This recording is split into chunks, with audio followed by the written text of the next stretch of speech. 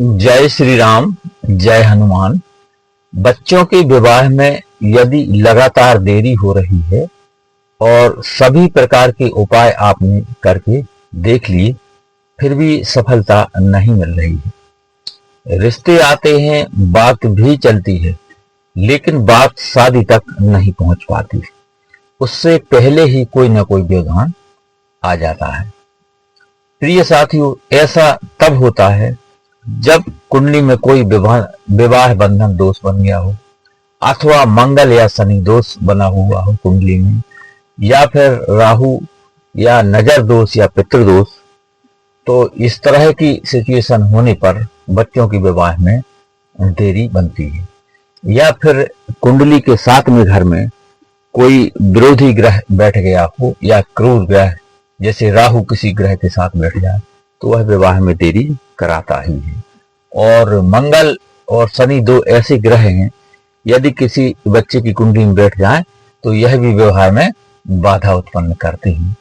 तो इनके ताप को शांत करने के लिए मंगल प्रदोष का आज हम उपाय लेकर आए हैं, जो आप मंगल प्रदोष या फिर किसी भी मंगलवार को कर सकते हैं, और जिसके करने से आपके बच्चों के विवाह में आ रही सभी प्रकार की विघ्न बाधाएं समाप्त होंगी और कुंडली में बने हुए सभी दोषों का निवारण होकर के और शीघ्र विवाह के योग बनेंगे। और इस उपाय को माता पिता अपने बच्चों के शीघ्र विवाह के लिए कर सकते हैं, और बच्चे चाहें तो स्वयं अपने विवाह के लिए इस उपाय को कर सकते हैं। आइए, उपाय घर में ही करना है, बड़ा सरल और घरेलू है।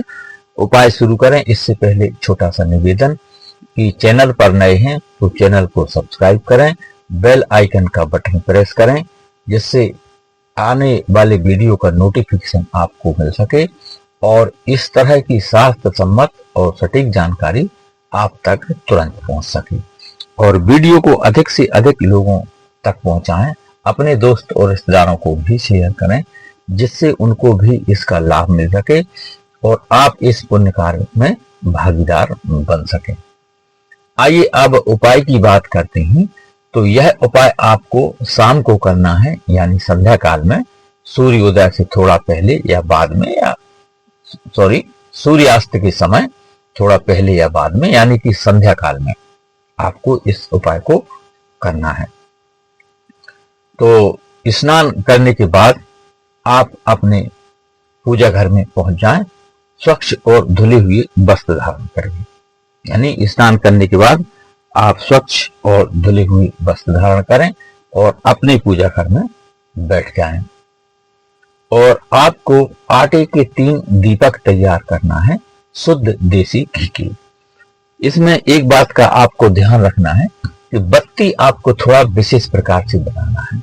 जो मौली धागा होता है उसके आपको लाल धागे निकाल लेना है, बत्ती की साइज की।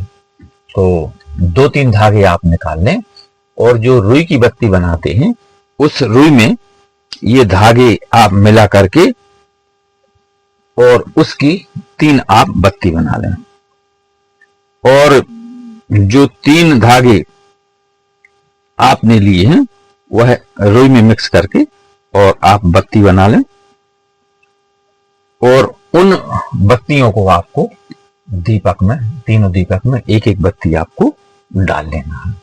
यानी बस यही विशेष है कि ये सिंपल रुई की बत्ती नहीं लगाना, आपको मौली धागा की जो लाल धागा है उसको लेकर के और रुई में मिक्स करके आपको बत्ती बनाना है और तीनों दीपक में लगा लेना है।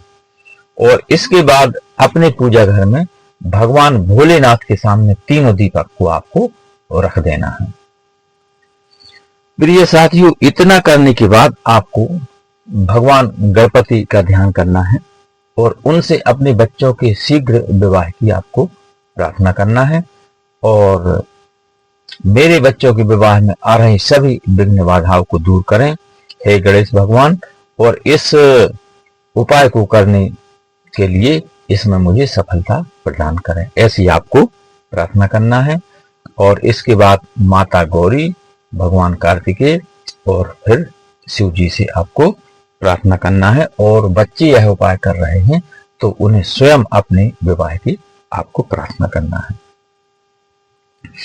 और इसके बाद आपको एक प्लेट लेना है जिसमें एक एक मुट्ठी चावल आप रखें या एक एक दो दो चम्मच, तो उसकी 3 आपको ढेरी बना लेना है और उस पर यह दीपक आपको रखना है।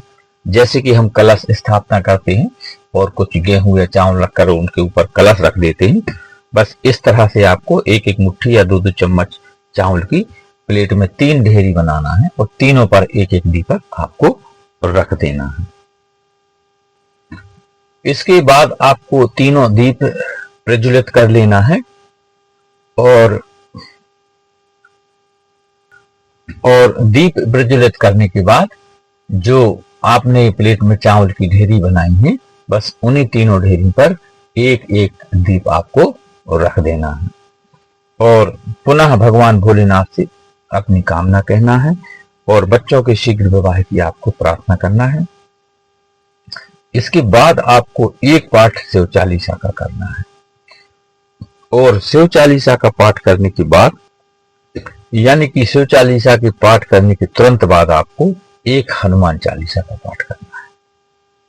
बस इतना करना है और इसके बाद अपने बच्चों के शीघ्र विवाह की आपको कामना कहना है, प्रार्थना करना है कि हे भगवान भोलेनाथ, हे हनुमान जी महाराज, मेरे बच्चों के विवाह में यदि कोई विवाह बंधन दोष बना हुआ है तो उसका निवारण हो जाए, विवाह बंधन दोष खुल जाए, और यदि कोई मंगल या शनि दोष बना हुआ है तो उसका भी निवारण हो जाए, और यदि कोई नजर दोष, पितृ दोष अथवा राहु दोष बना हुआ है तो उन सभी का निवारण हो जाए, या फिर ऐसा कोई ग्रह बाधा दोष बना है जो कि हमें नहीं मालूम, तो उन सभी का निवारण हो जाए और जल्द से जल्द बच्चों की विवाह की योग बन जाए।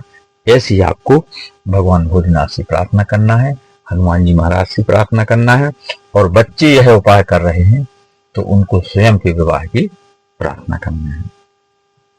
प्रिय साथियों, इतना करने के बाद आपको तीनों दीपक में से एक दीपक उठाना है और अपने घर के मेन दरवाजे यानी मेन गेट के पास आपको रख देना है, चाहे अंदर की साइड चाहे बाहर की साइड, जैसी कि आपके घर में सुविधा हो।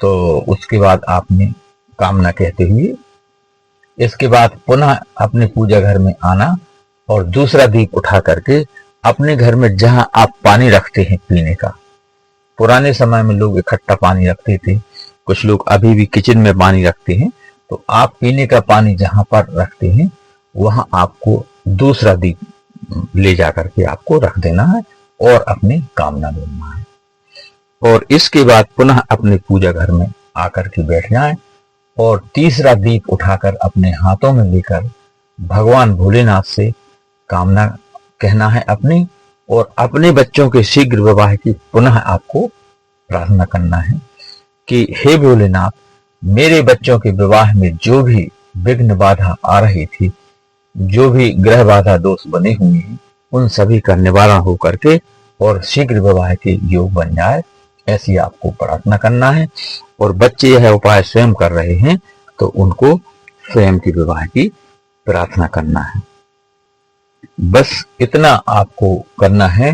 किसी भी मंगल प्रदोष अथवा किसी भी मंगलवार की शाम को किया गया यह उपाय आपके बच्चों के विवाह में आ रही सभी प्रकार की विघ्न और बाधाओं को समाप्त करके और शीघ्र विवाह के योग बनाएगा। इस उपाय से गुरु और शुक्र दोनों एक्टिवेट होंगे, दोनों का बल बढ़ेगा, दोनों उदित होंगे, दोनों जागृत होंगे और तत्काल विवाह के योग बन जाएंगे। तो विवाह की अग्रिम शुभकामनाएं। जय भोलेनाथ, जय हनुमान, जय श्री राम। वीडियो पसंद आए तो लाइक, शेयर और सब्सक्राइब करें। एक बार पुनः निवेदन है कि अधिक से अधिक लोगों तक वीडियो पहुंचाएं, जिससे उनको भी इसका लाभ मिले और आप इस पुण्य कार्य में भागीदार बन सकें। कोई प्रश्न हो तो कमेंट में लिखें। धन्यवाद।